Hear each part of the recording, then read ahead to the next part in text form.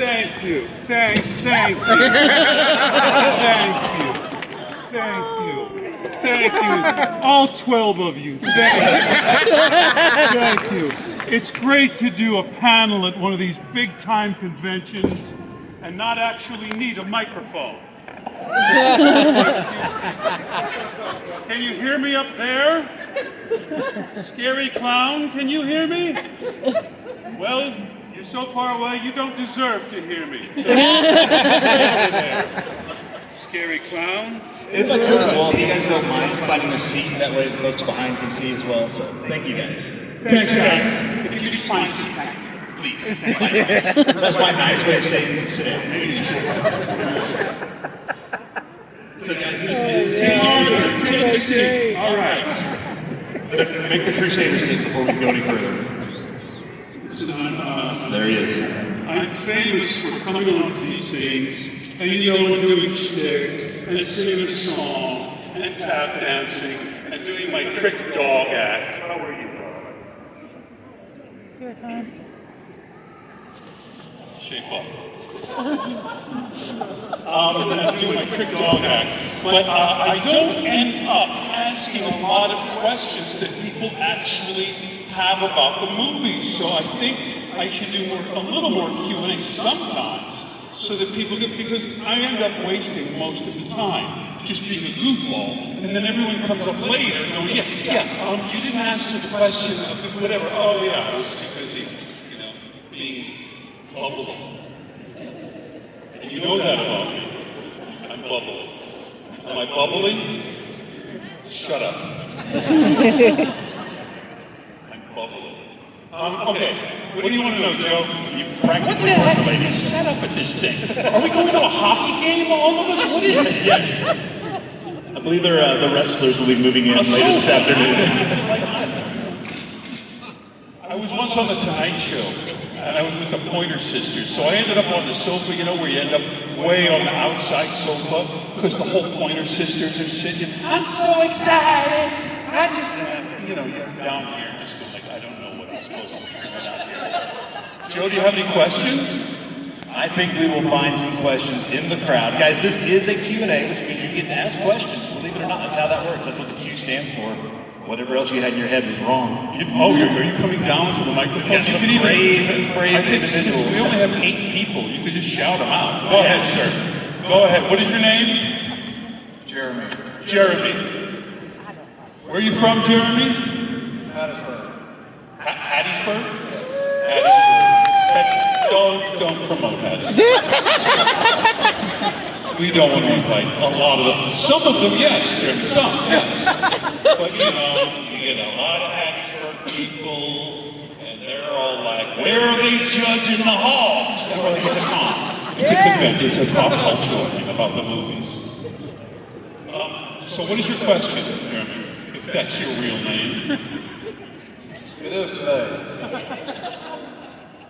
Between the 3 Back to the Future characters that you played, which was more fun? Which was the most fun Back to the Future character to play? Now, on the weekends, I have to say Lorraine. It is Saturday in Jackson. Yes, Saturday nights. Then Sunday night, Monday morning, the wardrobe people come back, so I got to get that dress back in the trailer. My favorite was Buford Mad Dog Tannen. Very rare. I'm from Philadelphia, not Mississippi. Philadelphia, Pennsylvania. We have trains there and subways. We don't have many horses, so I got to play a cowboy in the movie. I learned horseback riding from a guy, Corky Randall, who rode with John Wayne, was a stunt rider in all those old Western movies. So I got to learn how to ride from him. I learned how to rope, how to spin the rope. Horse galloping, spinning the rope over my head like Ben Scott, scoring, stuntman, stunt rider, rodeo rider. I learned to shoot gun, quick draw with the gun. Arvo Ojala, one of the old guys, 83 years old, God bless Arvo. And he was the fastest, slowest man I've ever seen. Arvo was like, he's the slowest man, and he had the gun on and everything. Well, Tom, now when you think about it, you gotta get your thumb right there. So he was wonderful. So he had to do those kinds of skills. And at lunchtime during Back to the Future 3, the stuntmen would exercise the horses up in the hills, up near Yosemite National Park, the Sierra Mountains. So they said you would come along. So for a number of days, day after day, I wouldn't eat lunch. I would just have sandwich somewhere, and I'd go up with stuntmen, and we just ride these horses out in the hills. And I mean, no kidding, you're on horseback, we're all dressed as cowboys, all these guys, the dust is flying, and in my head, I'm actually hearing dun dun dun dun dun dun dun dun cowboy. So we did that for many days, trying to make the horses tired. So when they're in the movie, they're not so kind of jumpy, they're not ready to jump around. But then the stunt coordinator found out that they were taking me out with them. And if I got hurt, maybe Rod, we would stop and everything. So the stunt coordinator had a very loud meeting with the Cowboys, and they didn't like me anymore. But does that answer your question, Jeremy? It does, thank you. I thank you very much, my friend. Good luck in Hattiesburg. Who's Hattiesburg's big rival in football?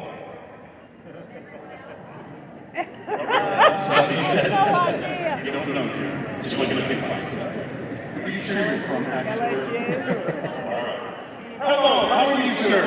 Let's pretend that this is sit down over here, like it's a long distance, and we both have microphones. What's your name? Lincoln, yes, Lincoln. What is your question, Lincoln? What was it like being directed by Robert Zemeckis? What was it like to be directed by Robert Zemeckis? Historic director, directed Forrest Gump, and others. He directed a bunch of stuff. It was great. Bob had done Used Cars. A great movie called I Want to Hold Your Hand about a bunch of kids going to New York to try to get into the Ed Sullivan Show to see the Beatles. Fun movie called I Want to Hold Your Hand. I don't know if it's on Netflix or something. So he's a great director. So it was very interesting to work with a person like that who knows the whole movie in his head before he's even shooting.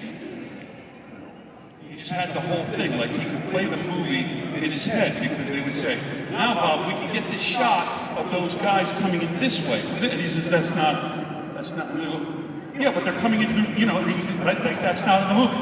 That's not in the movie. That's not what I have to shoot. So it was very interesting to work with. It was like the Cowboys, like the lighting people, When you come into a thing and you're a young person, an actor, when you're trying to do a good job, and you come into a place where everybody is at the top level of professional, You're going in, I was a kid, it's practically like you go into a baseball, and somebody walks up with your jersey, with your Atlanta Braves jersey, going into the big city. What do you mean? Like, yeah, this is where we play. This is how it is. So it was great to work with so many people at the top of their game. You know what I mean? All right, where are you from, Lincoln? From Baton Rouge, Louisiana. From Baton Rouge, Louisiana. Okay. Who's their big rival in football? Alabama? Somebody knew Jeremy. See what I'm saying? He came up with something, Jeremy. He said Hattiesburg. We're going to have some. I'm talking, Joe. Yes.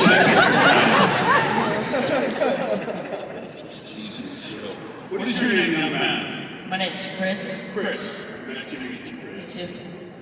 And where are you from? Here. You're Fear Jackson. All right. Married? Working on it. I got it. It's like having uncle at a barbecue. You got to ask that. All right. What's your question? Is there anything that you stole from the set of the Back to the Future movies? And Oh, hey, no, if not, is there something you wish you stole?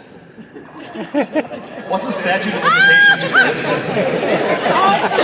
Are you calling me I'm asking you.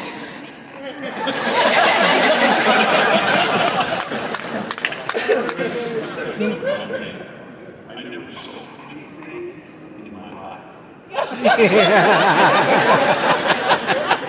That's your question.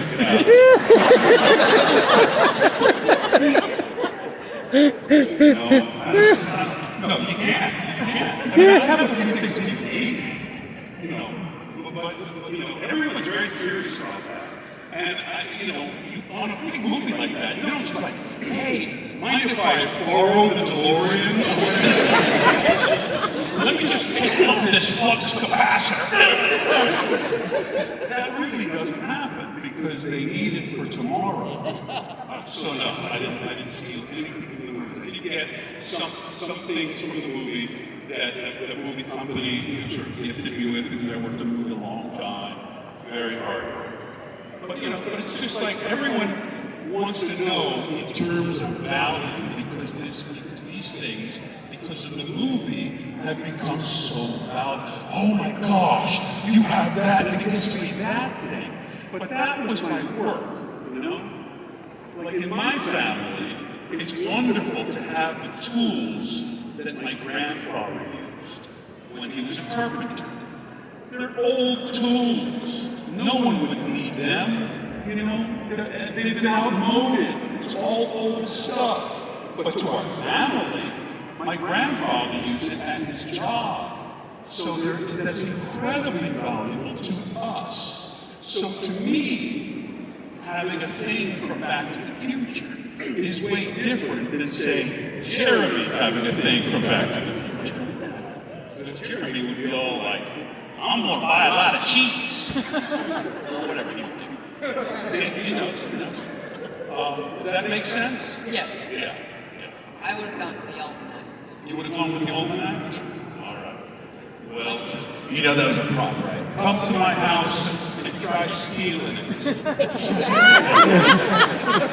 Well, what's But your bring address? your hat. Just give me the address. What? Give me the address. Give you my address? I'll give you my address.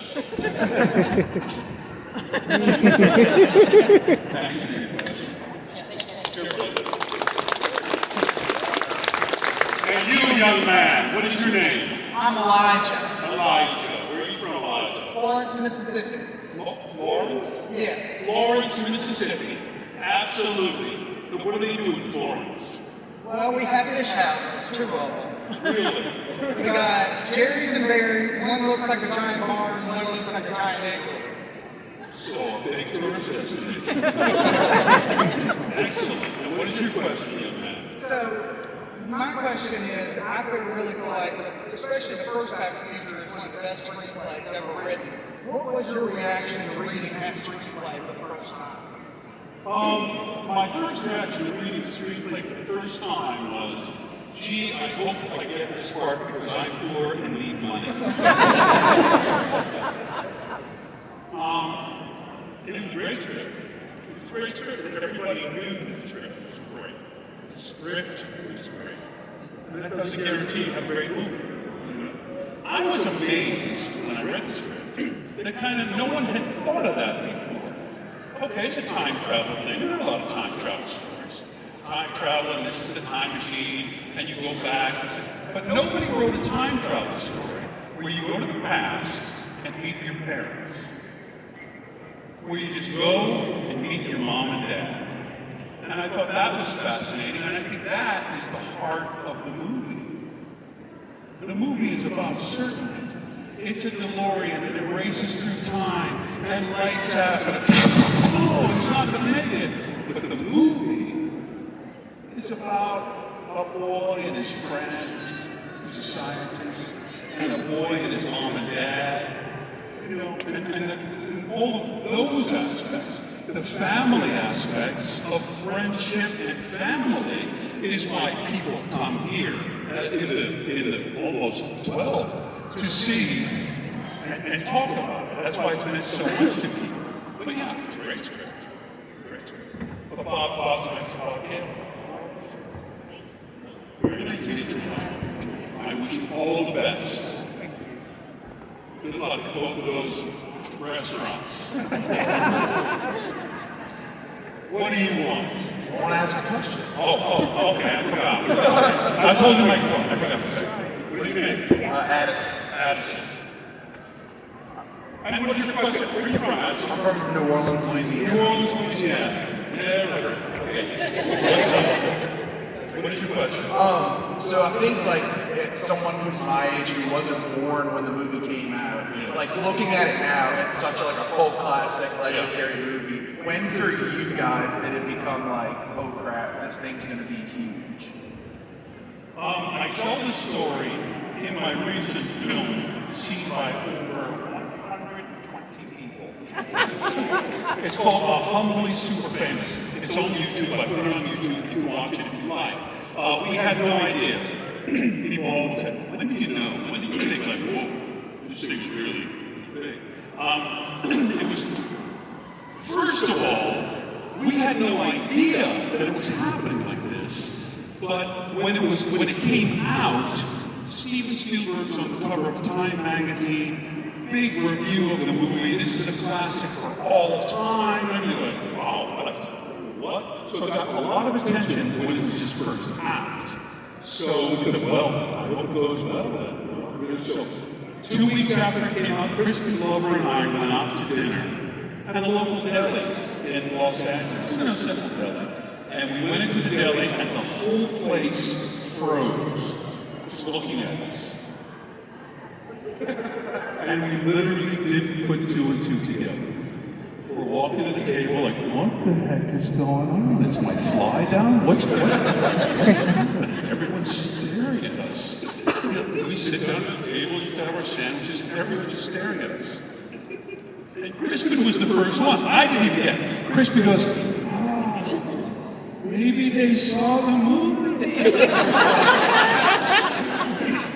And it turned out, yes, everyone had seen the movie. So we were kind of, after that, that was like kablooey. It was just all uphill after. All of it, all snowballed, rolling to this day. 40 years later, the snowball is still rolling. Thank you for your Thank you for answering. I appreciate it. Now get out. Just kidding, Addison.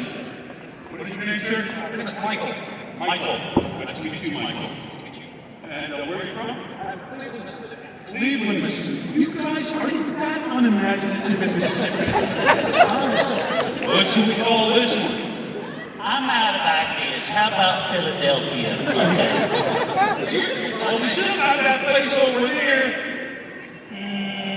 Cleveland. Why not? We have time to call why not?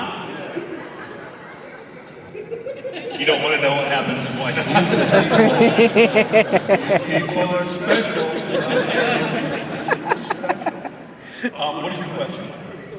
In Back to the Future 2, how's the effects of the hoverboard on water? How was that? How are the effects of the the hoverboard scene on water? How was that shot? Yes. Same way as over cement. Thank you for your question. We were hanging these, the hoverboards, the hoverboards they had to get very large and strong hoverboards, really. But they were like canalized, one in the front, one in the back of the hoverboard. And a giant crane carried the hoverboard. So it was tied up, I don't know how tall, but 30 feet in the air. These wires that went up. So we get on it and hook our belt, its safety belts in. And then they would lift up the whole crane so we'd all go up together in the air. And then we were at their mercy. They just kind of took us wherever they were going to take us. So on the water, it didn't matter. I know the hoverboard stopped over water in the movie, but movies are pretend. It's like a fake thing. I would be mean to the Marty guy, and then they'd go, God, and we'd go have snacks together. So it's all fake. But we were swinging over the water, and the crane has to move like this, so that you're with me in the back of it. everyone else sit on their hoverboard with the wire, their body, the other wire. So they're like going, wee! My body didn't fit. So I had a wire going right here on my chest.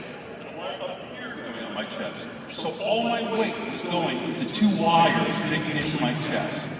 So everyone else was having fun and swing, and I was going, does that answer your question? Excellent. The man with the fine mustache. Now go, take this new knowledge to accomplish great things in New Orleans. Hello, darling. How are you? Nice to meet you. April. And what is your question, April? Everyone you had the opportunity to work with, who did you enjoy working with most?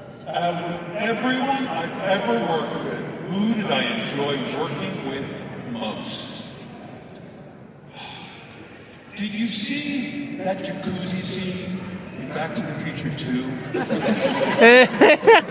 I'm teasing. Hey, clean it up, people. It's a joke. It's a joke.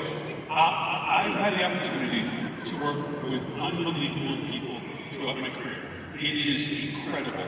I can't even believe it. You know, I can't believe it. Sometimes we take a shot in our lives. You know, a few teachers of mine, I was very fortunate. The teachers that I had said, you know, out of everyone, you should become a professional actor. You really haven't. And still, you don't. You know, that was my thing. I said, no, you don't know. You try. You do your best, and then you end up on a set with these Academy Award-winning people, incredible actors and actresses. So I can't believe my eyes. Wonderful people. Michael J. Fox, to become friends with a guy like that. Now, when we met, he was a big TV star, right? And so he came on to the movie when we'd already shot a lot. So he came on like I was a movie star or something, and Leah, he's coming onto some movie that they're doing. And I'm like, wow, he's a star. He's a big TV star. So to become friends with him, to do all these scenes together with such intensity is one of the great honors and joys of my life. But there are great people in the movies. There are great people. Yes, are there crazy people that you see about on your TV and on your, on your gossipy thing? Well, yes, there are. But really, to me, the movies and TV, there's a lot of people working really hard because you get to work when it's dark outside and you get home when it's dark outside. But there are great people. What is it great? I don't know. I was on a movie called Informant with Matt Damon. Matt's such a great guy. It was just fun to do. Can I pick one? Have I ever told you, Steve, anybody? The Informant, yeah, Matt was great. Mary Steenburgen was so wonderful. Such a lovely lady. Such a wonderful actress. And such a professional. It was a great joy to work with her. It was a great joy to work with Christopher Lloyd. Chris was so shy. Chris doesn't say much. So I'm kind of I'll give you a hard time just for fun. So Chris wouldn't say much of anything. And then once I came into the makeup trailer and I was just singing. So I sing this song, I end it with like showbiz, as I do, Chris looks at me and I think he's going to say, we just got enough. I mean, he just goes, that was beautiful. So it was great to work with him. Am I kind of answering your question? I can't come up with like the greatest or I'm like, this is the biggest thrill of my life. You know anybody, Joe? All right, thanks, Joe. Listen. No, I don't, because everyone's so great. That's it. I got to work with great directors, I'm a movie buff. I love the movies. I got to work with Stuart Rosenberg, who directed Cool Hand Luke, who directed like 7 Days in May, all these historic movies. I got to work with Taylor Hackford, His star, John Frankenheimer, who directed so many classic movies, and they would tell me old Hollywood stories from the 1940s and 50s. That was a thrill to me. Working in the third movie, there was a table of old cowboys. It was Harry Carey Jr., Dub Taylor, and Pat Buck. These guys were in so many old westerns. My friend Ben Johnson, who passed, Ben was unbelievable. Ben started riding stunts with John Wayne, and then was on all of those John Ford movies and everything, so those were the thrills for me when I'm around Hollywood history. Does that make sense? Thank you very much for your question. Thank you. It's a pleasure. A pleasure. I'm like some of those dudes. It was a pleasure. It's a pleasure. Hello, sir. How are you?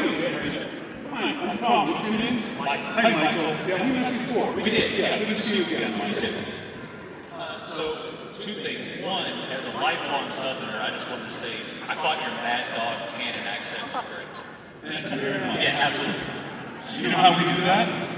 Was that? I know that the first Back to the Future film was, you were relatively new in the acting business. Hey, I had introduced biscuits at Kentucky Fried Chicken, Mike. In the national commercial. I'm not, yeah. Before me, no biscuits.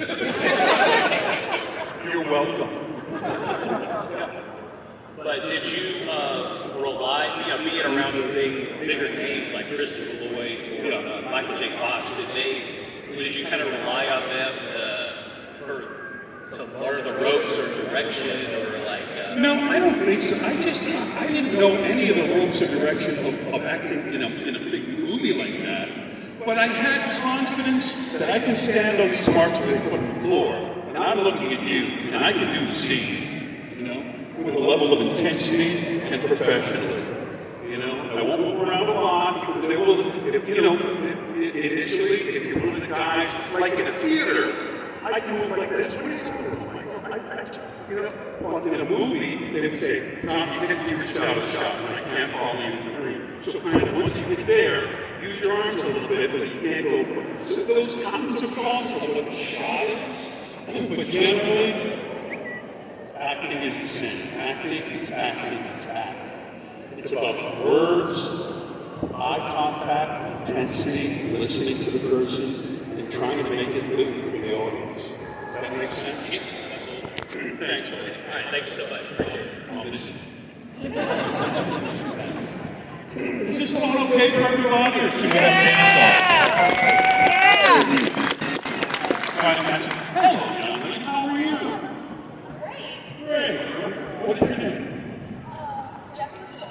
Oh, very nice to meet you. And where are you from? Summerall, Hattiesburg. Do you know Jeremy? All right, that's okay. That's all right. And what is your question? Out of all three movies, what's your favorite part playing in? Out of all three movies, what's your favorite part playing? Which is, it's the third one. Because like I said, playing a cowboy, they weren't making, it's very rare to make a Western thing like Yellowstone or something now, because it's so expensive. Because you're not just buying a little house to have a family story. You're buying a ranch, You need land that you're using and renting. You need horses and cattle, and all those things are very expensive. So they didn't make many Westerns. So they came up to me and said, Tom, the third one, it's going to be a Western. So you're going to have to learn to ride, row, shoot, and do all those things. Practice it a lot, so you looked like a cowboy in the movie. So that was a lot of fun for me to do. I had a lot of fun. Are you in plays in school? One play. You did one play? Yeah. Was it fun? It was very fun. Great. What's your best subject in school? Science. Science. Good. Work in this. Work that, young lady. Very good. Well, it's very nice to meet you. I hope you become a great scientist, and then they make a big science movie and hire me, okay? All right.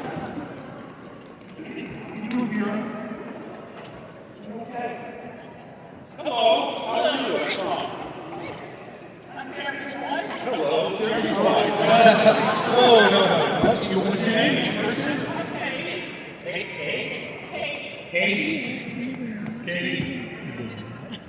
you did your best. Nobody Jeremy, I love you, cares. buddy. Yeah. What question do you have? I've seen you play guitar at Yes. when did you learn how to play, or did you just kind of... I was a musician. Before I was an actor, I was a musician. I played horn, I played tuba in a jazz band. We toured like Austria and Europe, so I was a horn player.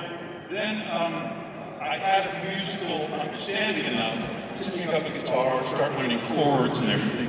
And of course I was doing comedy, I was performing around, so the guitar, of course, is easier to sing with than a tuba because you can... So I started learning guitar and started working on it. Yeah.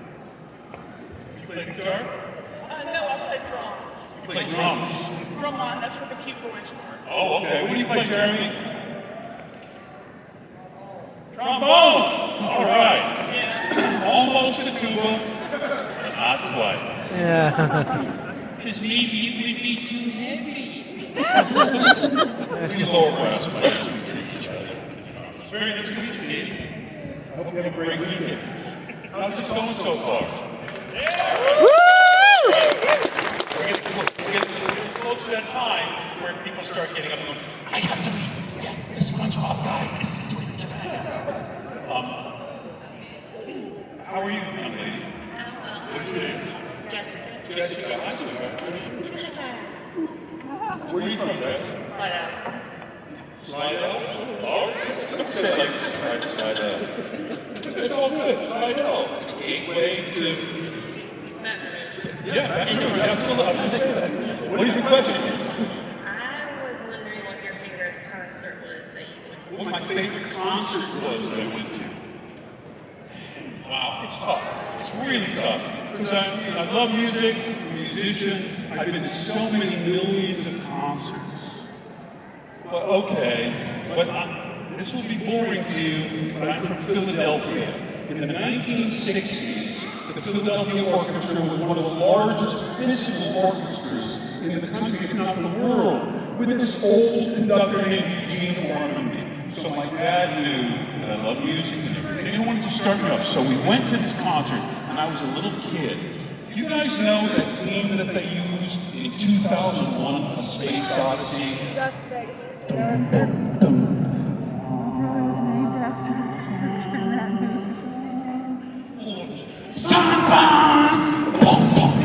I was a little kid, and it was just, it was a very eye-opening, world-opening experience for me. It was so exciting to me. So I still remember that concert. But I'm a jazz musician, so I got to see, when I was a teenager in Philadelphia and New York City, I got to see so many historic jazz players that was so special to me to see. You know, it was great. It was great. But I did see at it was the 50th anniversary of the Beach Boys at the Hollywood Bowl in LA. Whole white set, a white grand piano, and Brian Wilson came out, who was older now. But he came out and sat at the piano, just the piano. And he starts to, there's a world where I can go, and the entire Hollywood Bowl audience sings, tell my secrets to, and everyone with Brian Wilson on the grand piano sang the entire song in my room. And everyone, I'm having goosebumps just telling you about it. The whole place, you know, just everyone knew, like, this is unbelievable. This is an incredible experience. So that was one of those magical times. But that's why we love showbiz, right? Sometimes things come together and the performer and the audience are sort of all together in this thing going, this thing is really cool.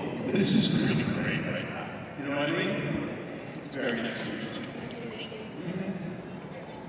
Hello. We're gonna get through these four, and then we'll get you back to your table. Okay, these four, that's it. That's it. Whatever the line is. Hello. Hi, sir. Hello, how are you? You know what, you you a question, but she can't come down here because she's in a wheelchair. Excellent. What is the question? Do you ever get tired of people quoting the movies to you? Pardon me? Do you ever get tired of people quoting the movies to you? Of people quoting the movies to me? Not at all. I love it. I love it for the last 40 years. Everyone rolling down their car windows to go, Butthead! Hey, Butthead! It's just fun. Yeah, meet people at barbecue and say, hi, I'm Tom. And they say, I hate you. Okay, all right. So it's a lot of fun. I understand that people are going to do that because now more than ever, people watch their movies. They watch their TV shows. And Back to the Future was the very beginning, I think, of kind of what the future is, which is you can watch your movie 350 times. And the first time in Back to the Future, that was one of the first movies that people would be coming up, proud of it. You know, I've seen it 637 times, I counted. So if people are watching their movies, their TV like that, they're gonna remember the lines. And they're gonna quote them to you. Trust me, a lot. I wish that the memory people had of me was, curing cancer, being a fabulous adventurer, being the new James Bond. But you get into show business and things happen. And then people just, what are you looking at, Butthead? I'm glad that I changed it. It wasn't, the original word was not Butthead. And it would have been, I think, less memorable.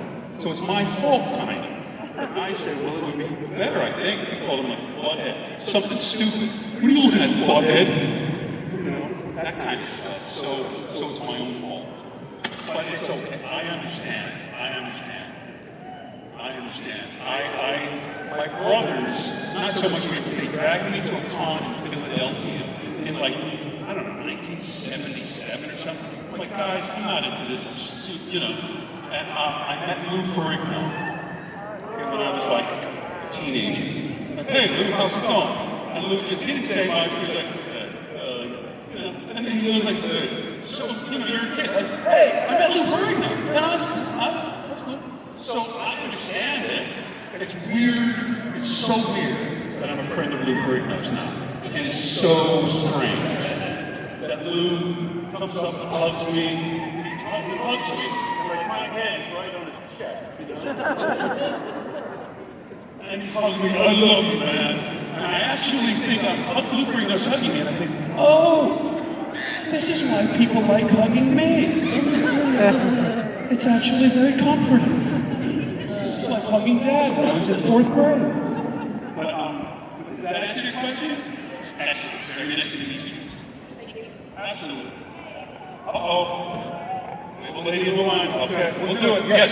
I'll try to go faster so everyone can go. And then next, Jerry? Jerry. You can call me Jerry, that's fine. That's Joey. Joe. All right, Joe. I have a question. Yes. Have you seen the new DeLorean? Have I what? Have you seen the new DeLorean? The new DeLorean? Yeah. The new DeLorean? Yeah. The Coke deal went through? I have not seen it. It's a what? It's a fancy little electric car. It's a fancy little electric car. Good luck with that, Joe. I can't stand a DeLorean. I would wear buy 2 of them and use them as shoes. I use electric skates. I can't fit into the DeLorean, so I don't, They're very, very small cars. Yeah. Go ahead, fast, all right. What's your favorite, Joe? My favorite part? My favorite thing about being famous, this sounds self-serving. My favorite thing about being famous is being able to affect people's lives in a positive way. And not from the movies, yes, but from when I meet them. When I meet young people, when I meet young children who've been bullied in their lives, and they're made so you know that I was bullied in my life throughout until I accidentally grew too big in like, 12th grade. So having an effect on people's lives in a positive way is the most important thing of the whole thing. Like Tom Kenny and SpongeBob. It's wonderful. Everyone loves that show. I've been a part of the show. I love that sponge like crazy. But the effect that he could have with children, being SpongeBob, or that I can have, it's a wonderful thing. It's the best thing of the whole. It's very fun. Absolutely, thank you, buddy. Thank you. But I mean, you get, that's, I've been able to talk to a lot of people over many years. And I think it's had a positive effect on a lot of people's lives. And that's important to me. And it's my family. Thanks, buddy. Appreciate it. That and the chicks. So, what's your name? Ryder. Right? Ryder. Right. What's your question? What's your favorite Western? My favorite Western movie is Back to the Future 3. What do you think? What do you think I'm going to say? Favorite Western movie? Have you ever seen a movie called The Searchers? Yes! Oh! The Searchers is a great Western movie where John Wayne actually plays kind of a bad guy, but he allowed it to happen, and after he'd done so many movies, he plays a guy who struggles with racism, with many things in that movie. That was talking about issues before a lot of movies were. There's a great shot in that movie at the end of the movie. The door opens and it's John Wayne just standing there in this doorway with the entire West behind him. And then the door closes and you think, that is the toughest guy the movies have ever seen. Does that answer your question? The Searchers. That's thank you, bud. Thank you for coming. Hello, sir. What's your name? Howdy. Yeah. Hey, how you doing? My name's Caleb. Taylor? Yes, sir. Question for you. Yeah, if you don't mind. Sure. At the end of the microphone. No. I said you're standing in the microphone. Oh, awesome. My twin brother Colby couldn't make it today. He was actually met my father for the first time a couple weeks ago. So now I'm Uncle, and we're huge fans of the trilogy. I was hoping to just wrap it up. You can call me Butthead and tell me to make like a tree and get out of here. Get that stuff. Please! Just like reading again.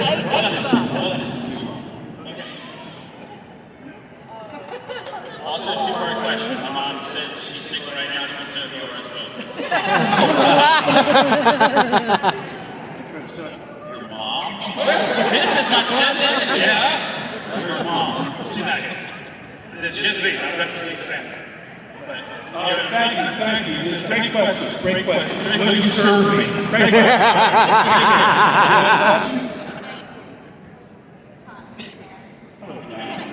Nice to meet you. Are you his mom? No.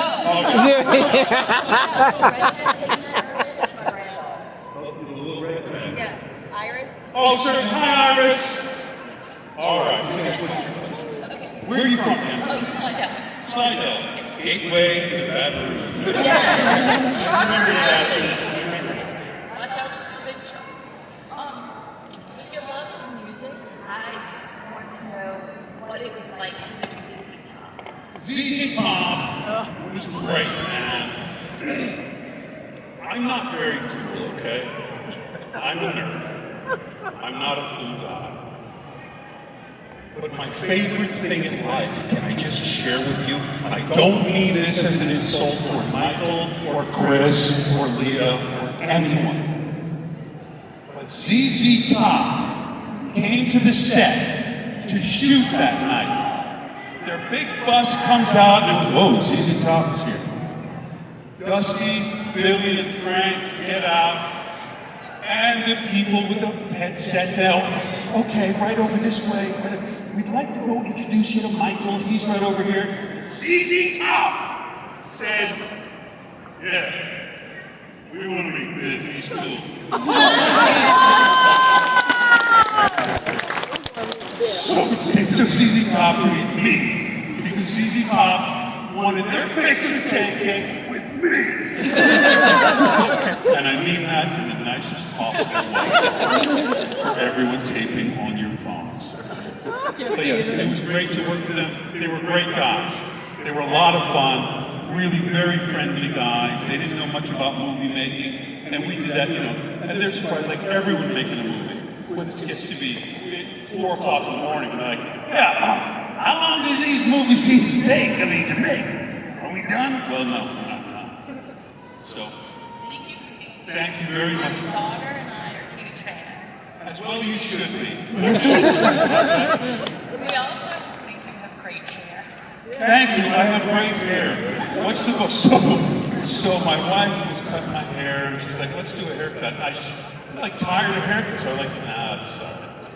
And then she asked 2 weeks later, I went, nah, it's it. So we got about half the family. Half the family is like, do it, Dad. Carry on, wayward son. There'll be peace with you return. Way to go. The other half is like, it's embarrassing, Dad. You just get a haircut. Come on. So, I don't know. So come up and vote. At my table, come up and vote. Haircut, no haircut. All right. What do you say, Megan? Haircut, no haircut? She says no. Chris does not matter. Susan, what do you think? No, the girls are no. It's funny. The girls are all no haircuts. The guys are like, what are you doing with your life? Is this a cry for help? What's your name? Hi, Jay. Hello. Hi. Hello, Jay. Hi, Jay. My next project. I'm working very hard. SpongeBob has a spin-off called The Patrick Star Show. Boy, that sponge has saved my life more than once, I'll tell you.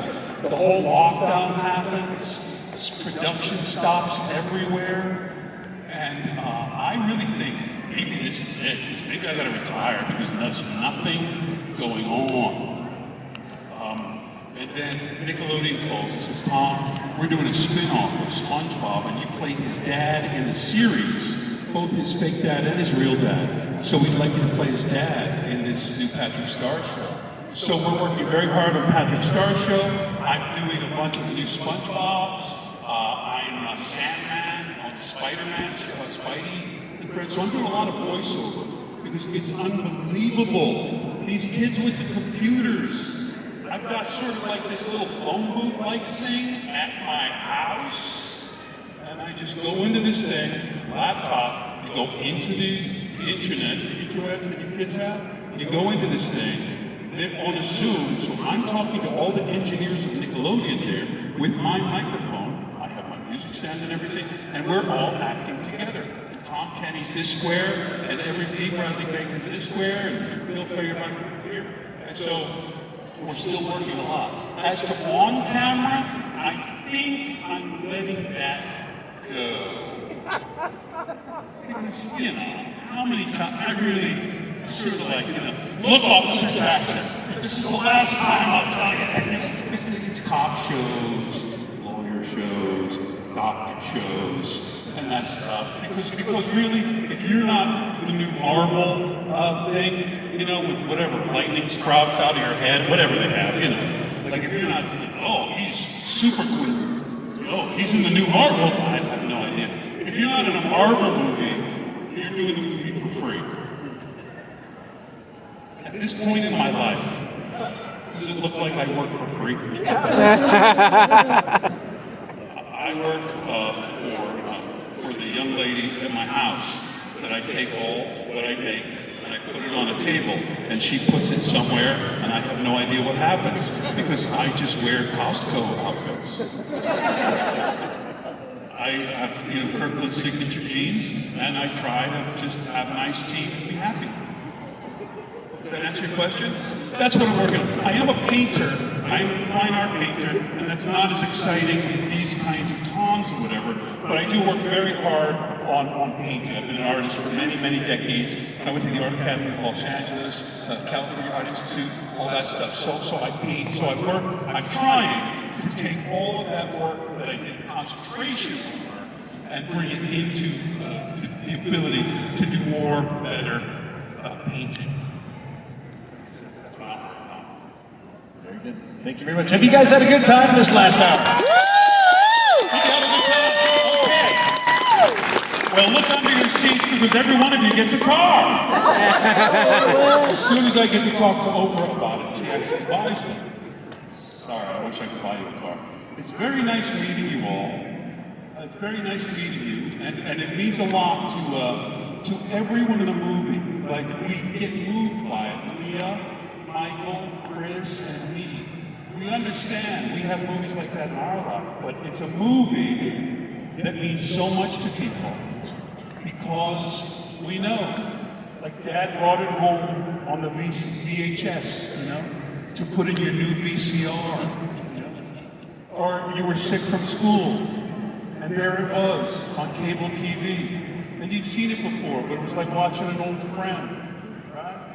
Or the DVD set. Some friend somewhere got the DVD set, and you'd seen it a million times, but you watched it and laughed and repeated the lines to each other. Had a good time. It means something. It means something to everyone, you know? And everyone comes up to us, to Michael, to Chris, to Leah, to me, to try to share that with us. To say it really meant something to me in my family, you know? It meant something to me in a hard time in my life. So all I can say is, it's hard to communicate back that we get it. But trust me, we get it. We get it. And there's such warmth, there's such love between us as friends, now friends for 40 years, and the audience. And it means a lot to us, and we don't take it for granted. And on behalf of everyone in the cast and crew, we thank you very much for watching it and loving it and being interested in it so much later. God bless you. Thanks for coming out. Please sit down. Don't embarrass me now, please. It's not, you know. All right, I'm going to end it. Don't do it now. Don't do it now. Stop. Don't you go on the internet and say, I beg for standing up. Don't go on your Instagram and say, oh, he really milked it for standing up. All right, guys. Tom will be at his table later on today. The questions we didn't get to.